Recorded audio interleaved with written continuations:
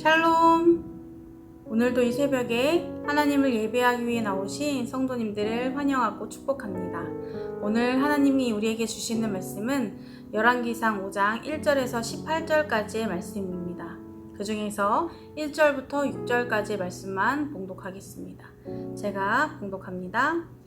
솔로몬이 기름 부음을 받고 그의 아버지를 이어 왕이 되었다 함을 두로 왕 히람이 듣고 그의 신하들을 솔로몬에게 보냈으니 이는 히람이 평생에 다윗을 사랑하였음이라.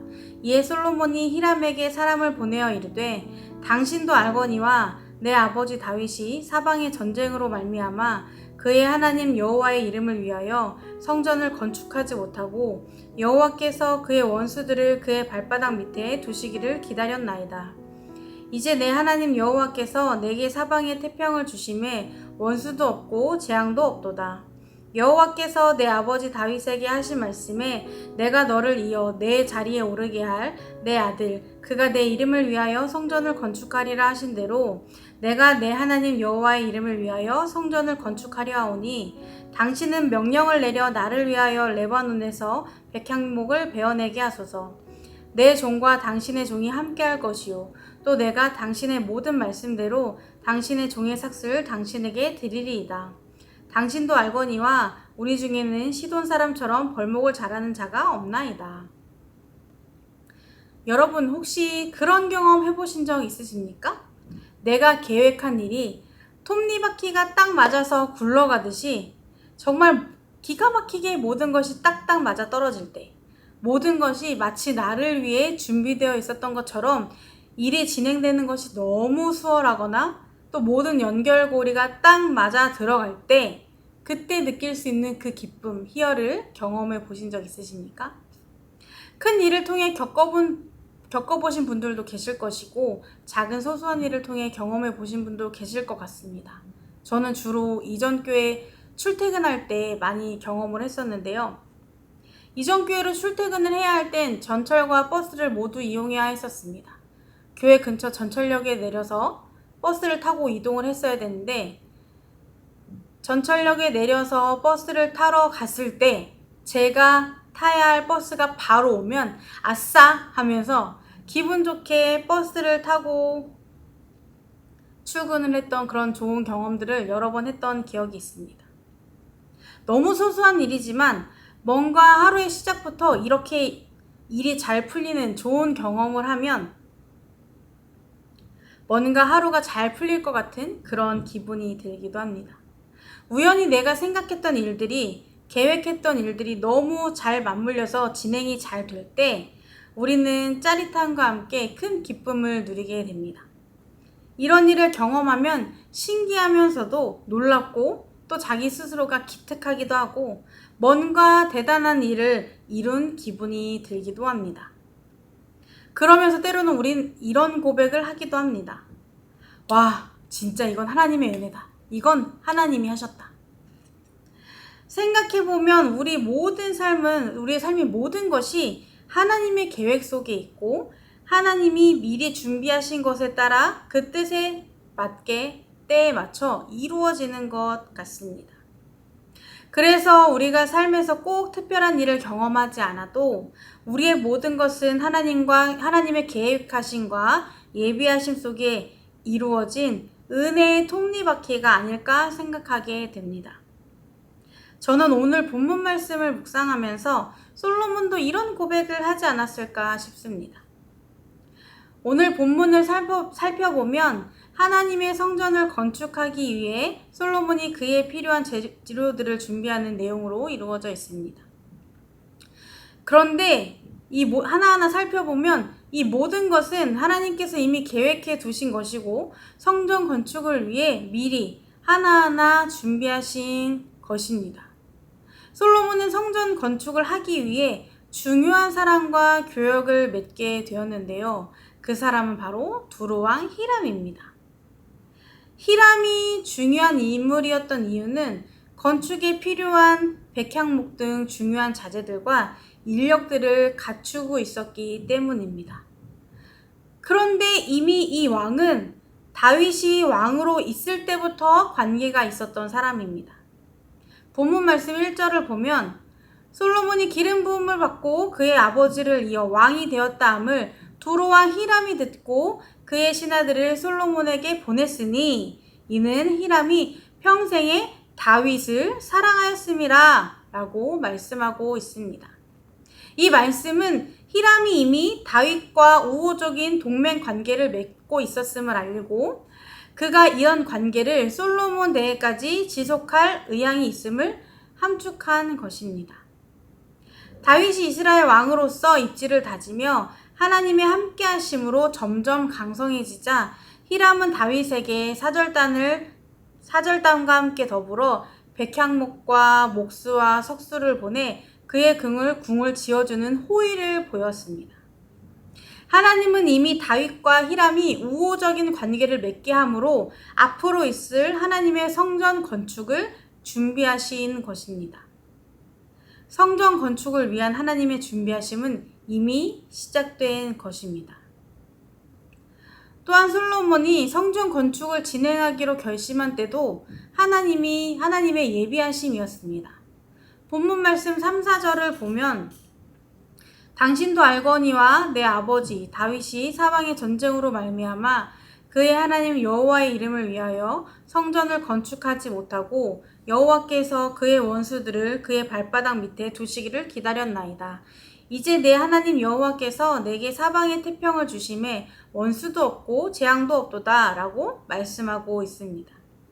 다윗이 왕일 때 성전 건축을 할 수 없었던 이유 중 하나는 계속해서 전쟁 중에 있고 주변이 불안정했기 때문입니다. 그런데 지금은 하나님께서 사방에 태평을 주시고 원수도 없고 재앙도 없는 평온한 상태로 정리해 주셨습니다. 이것이 바로 지금이 성전을 건축할 때, 성전 건축을 진행할 때인 하나님의 사인이었습니다. 솔로몬이 이스라엘을 다스리던 시기는 모든 것이 안정적인 상황이었습니다. 전쟁의 위협도 없었고 물질적으로도 풍요로웠고 모두가 평화로운 시기였습니다. 백성들을 동원해야 하는 상황 속에서 이런 안정은 성전 건축의 필수 요소였습니다. 솔로몬은 하나님이 주신 지혜로 이 하나님이 예비하신 때를 잘 분별했고 그 때에 맞춰 성전 건축을 잘 진행할 수 있었던 것입니다. 그리고 무엇보다 중요한 것, 바로 하나님께서 솔로몬에게 주신 지혜입니다. 이 또한 성전 건축을 위한 하나님의 준비하심 중 하나입니다. 솔로몬의 지혜는 누구보다 뛰어났고 이미 많은 나라의 곳곳에 소문이 퍼질 만큼 대단했습니다. 심지어 주변 나라에서 그의 지혜를 배우기 위해 찾아오기도 했습니다. 솔로몬은 이 지혜로 백성들과 나라를 잘 다스렸습니다. 또한 그 지혜로 가장 중요한 업적인 하나님을 위한 성전 건축을 진행했습니다. 본문 말씀 7절을 보면 히람이 솔로몬의 말을 듣고 크게 기뻐하여 이르되 오늘 여호와를 찬양할지로다. 그가 다윗에게 지혜로운 아들을 주사 그 많은 백성을 다스리게 하셨도다 라고 말씀하고 있습니다. 히람도 이미 솔로몬이 얼마나 지혜로운 사람인지 알고 있었습니다. 그 소문을 들은 것입니다. 그러면서 그는 성전 건축을 위한 솔로몬의 지혜로운 제안을 듣고 감탄을 합니다. 무엇보다 이방 나라의 왕인 그가 하나님을 찬양하면서 그의 지혜를 칭찬합니다. 솔로몬은 하나님이 주신 지혜로 히람 왕과의 교역을 순조롭게 진행하였고 서로에게 가장 좋은 방법으로 교역을 이루었습니다. 하나님이 주신 지혜가 없었다면 이 과정이 결코 쉽지 않았을 것입니다. 하나님이 주신 지혜가 있었기에 솔로몬은 성전을 건축할 적절할 때를 알 수 있었고 히람과 좋은 교역도 이룰 수 있었습니다. 하나님은 언제나 우리 삶의 모든 것을 계획해 놓으시고 그에 따른 모든 필요를 늘 준비해 놓으시는 분이십니다. 아브라함이 하나님께 이삭을 바치기 위해 모리아산으로 갔을 때 하나님은 이미 이삭을 대신할 양을 준비해 놓으셨습니다. 이스라엘 백성들이 광야를 지날 때 그에 필요한 것들을 이미 계획하시고 예비해 두셨습니다. 하나님의 철저한 계획과 세심한 인도하신 가운데 이들은 하나님이 약속하신 땅에 들어갈 수 있었습니다. 우리의 삶도 마찬가지입니다. 그냥 정처 없이 목적 없이 흐르는 삶 같아 보이지만 그냥 이루어진 것은 하나도 없습니다. 매우 작은 것 하나까지도 모든 것이 하나님의 계획과 예비하심입니다.